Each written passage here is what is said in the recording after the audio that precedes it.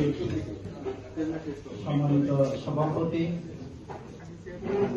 উপস্থিত president জাকমিলিজাত Islamic লিসবুয়ার সম্মানিত president doctor Iqbal, উপস্থিত বাংলাদেশ কমিউনিটির বিভিন্ন স্তরের নেতৃবৃন্দ, বাংলাদেশ জাতীয়তাবাদী দল পর্তুগাল শাখার নেতৃবৃন্দ এবং আমার প্রাণপ্রিয় অতিথিবৃন্দ, আসসালামু আলাইকুম রহমতুল্লাহি ওয়া বারাকাতুহু। মহান রব্বুল আলামিনের প্রতি শুকরিয়া আদায় করি যে মনে আমাদেরকে শত ব্যস্ততার মধ্যে আজকে আমাদেরকে যাদেরকে এখানে উপস্থিত হওয়ার সুযোগ করে দিয়েছেন, সেই মনিবের দরবারে মাথা নত করে শুকরিয়া আদায় করি আলহামদুলিল্লাহ। রাসূল করিম সাল্লাল্লাহু আলাইহি সাল্লামের দরবারে দরুদ করি আল্লাহুম্মা সাল্লি আলা ওয়া বারিক আলাইহি। সম্মানিত উপস্থিতি, আজকে আমরা যারা এখানে উপস্থিত হয়েছি, আমরা জানি যে পৃথিবীব্যাপী আজকে কি অবস্থা হচ্ছে।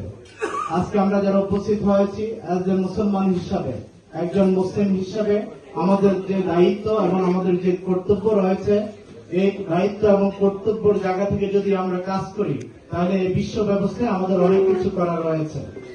এই পবিত্র মাসে আল্লাহ রাব্বুল আলামিন বলেছেন, শাহরুর রমাদান আল্লাযী উনজিলা ফীহিল কুরআন হুদাল লিন-নাস ওয়া বাইয়িনাতিন মিনাল হুদা ওয়াল ফুরকান।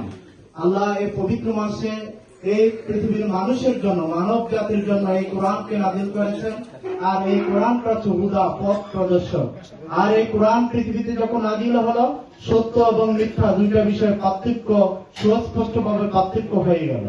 আজকে আমরা যারা এখানে উপস্থিত হয়েছি, আজকে আমাদের পৃথিবীব্যাপী এই বড় সমস্যা, সবচেয়ে বড় কারণ হচ্ছে আজকে পৃথিবীব্যাপী সত্যকে সত্য হিসাবে প্রতিষ্ঠিত করতে না পারা। আজকে পৃথিবীব্যাপী সত্যকে মিথ্যার জালে আবদ্ধ করার চেষ্টা চালানো। আর এই চেষ্টা চালানোর কারণেই আজকে মজলুম নির্যাতিত হচ্ছে। আর যারা শোষিত শ্রেণীর রয়েছেন, যারা শোষণ করার জন্য বসে রয়েছেন, তাদের ইচ্ছা অনুযায়ী সারা পৃথিবীতে তাদের শোষণ কার্য পরিচালনা করছেন। আপনারা জানেন, আজকে পৃথিবীব্যাপী আজকে আমরা যে খবর পেয়েছি যে ইরানে আক্রমণ করা হয়েছে, যারা আক্রমণ করেছে তাদের কি উদ্দেশ্য, সে সম্পর্কে আমরা সবাই অবগত রয়েছি। আমরা এখান থেকে বলতে চাই, আমরা যারা পর্তুগালে বসবাস করি, এই পর্তুগালের একজন নাগরিক হিসাবে পর্তুগালে আমাদের কন্ট্রিবিউশন আছে এবং আমরা আমাদের যে সহযোগিতা, আমরা যে এখানে বসবাস করি, এখানকার নিয়ম শৃঙ্খলা আমরা যেভাবে মানব, তেমনি ভাবে এখানকার আর্থসামাজিক উন্নয়নে আমাদের যে অবদান রয়েছে, সেই অবদানকে সক্রিয় রাখার জন্য আমাদের যে প্রচেষ্টা, সেটা আমাদেরকে অব্যাহত রাখতে হবে। এবং যারা আমরা এখানে বসবাস করি, আমরা বিশ্বাস করি আমরা পর্তুগালের একজন গর্বিত নাগরিক হিসাবে এদেশের সকল স্তরে, সকল সেক্টরে আমাদের যে ভূমিকা রাখার মতো আমাদের যে যোগ্যতা রয়েছে, সেটা আমাদের উপস্থাপন করা দরকার।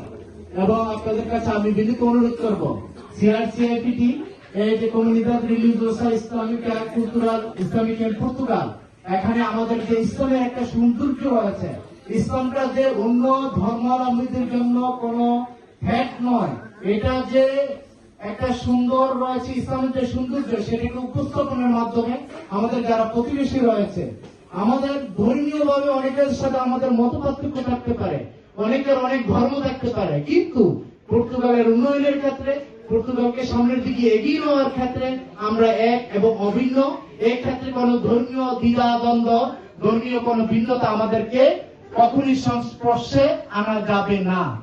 আমরা বিশ্বাস করি, আমরা যারা এখানে রয়েছি, আজকের এই প্রোগ্রামে যারা উপস্থিত হয়েছেন, আমি আবারও আমাদের পক্ষ থেকে আপনাদেরকে শুভেচ্ছা এবং অভিনন্দন জানিয়েছি। এবং বিশেষ করে যে সকল মেহমানবৃন্দ আমাদের সামনে এসেছেন, তাদেরকে কৃতজ্ঞতা জ্ঞাপন করছি। এবং আমরা দোয়া করি আজকের ইফতারের পর্ব মুহূর্তে পৃথিবীব্যাপী যে নৈরাজ্য এবং অশনির সংকেত লক্ষ্য করা যাচ্ছে, আল্লাহ যেন সবাইকে হেফাজত করেন এবং আমাদের এই ইফতারের মাহফিলকে আল্লাহ যেন কবুল করেন। আসসালামু আলাইকুম রহমতুল্লাহি ওয়া বারাকাতুহু।